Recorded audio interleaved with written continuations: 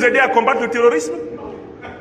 Comment un pays normal, avec des intellectuels vivants qui doivent faire ce travail, peut accepter que des officiers des armées qui encadrent les organisations terroristes, que ces officiers se retrouvent dans la hiérarchie militaire d'un pays en lutte contre le terrorisme?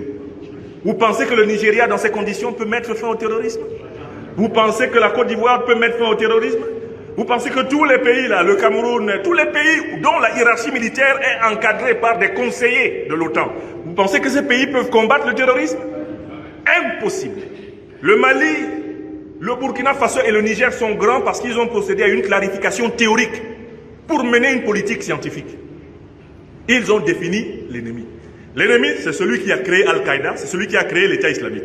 L'ennemi, c'est celui qui a saccagé la Libye, qui a permis à Al-Qaïda et l'État islamique de s'armer. L'ennemi, c'est celui qui distribue de l'argent aux organisations terroristes sous couvert des rançons. L'ennemi, c'est celui qui accorde les médias d'État occidentaux à la couverture des actions des organisations terroristes.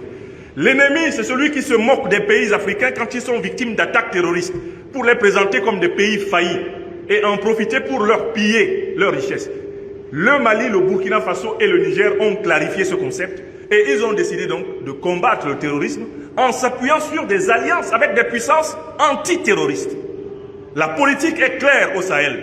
Nous savons qui, nos gouvernements, nos armées, et je salue les forces armées maliennes pour le travail formidable qu'elles font, nous savons qui combattre. Et dans cette présentation, qui a vraiment pour but de vous mettre en appétit, chers lectrices et lecteurs, je voudrais dire, il y a eu un événement qui pour moi est un événement